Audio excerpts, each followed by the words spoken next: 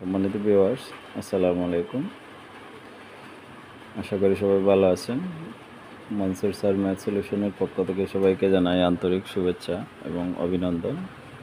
আজকে আমরা নতুন একটা অংশ নিয়ে আলোচনা করব, যেটা সপ্তম শ্রেণীর এই যে অনুপাত সমানুপাত দ্বিতীয় অধ্যায়ের এই অধ্যায়ের আমরা 23 পৃষ্ঠার এই যে 23 পৃষ্ঠার এই যে কাজের অংশ থেকে আমরা আলোচনা করব। এখানে আমরা কাজ দেখতে পাচ্ছি, 3টি কাজ রয়েছে।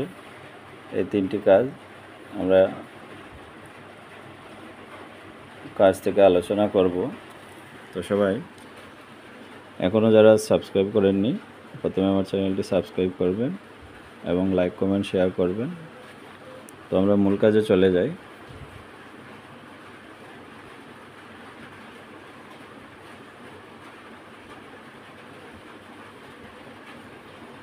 কাজ আমরা দেখতে পাচ্ছি দেওয়া আছে, তোমরা লিখব দেওয়া আছে ক অনুপাত খ। ক অনুপাত খ সমান হচ্ছে 4 অনুপাত 5 এবং খ অনুপাত গ সমান হচ্ছে 7 অনুপাত 9। তো আমরা এই নিয়মটি পারলে কিন্তু আমরা অনুপাত সমানুপাত কীভাবে নির্ণয় করতে হয় এইরকম অঙ্ক, যে কোনো অঙ্ক আমরা নির্ণয় করতে পারবো। তাহলে আমাদেরকে ভালো করে বুঝে নিতে হবে। তো আমরা দেখতে পাচ্ছি এখানে ক অনুপাত খ অনুপাত গ নির্ণয় করার কথা বলা হয়েছে।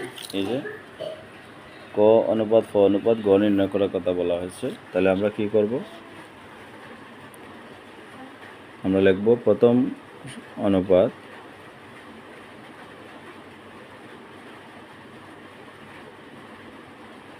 সমান হচ্ছে 4 অনুপাত 5।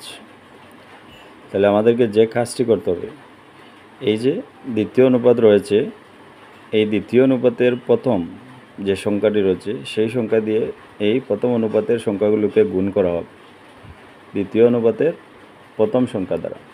এই প্রথম অনুপাতের সংখ্যাগুলোকে উভয় সংখ্যাকে গুণ করতে হবে। তাহলে আমরা দিব 4 গুণ 7 অনুপাত 5 গুণ 7। তাহলে আমরা পেলাম 4 সাথে 28 অনুপাত 5 সাথে 35। এই হচ্ছে প্রথম অনুপাত। এখন আমরা লিখব দ্বিতীয় অনুপাত। দ্বিতীয় অনুপাত হচ্ছে 7 অনুপাত 9। তাহলে আমরা দেব 7 অনুপাত 9।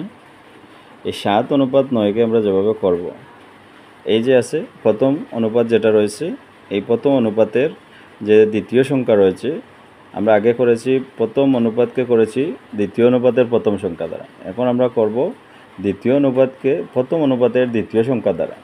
তাহলে আমরা আমাদের মূল উত্তর পেয়ে যাব। তাহলে 7 গুণ, এখানে দ্বিতীয় সংখ্যা হচ্ছে 5, তাহলে আমরা দিব 5 অনুপাত 9 গুণ 5।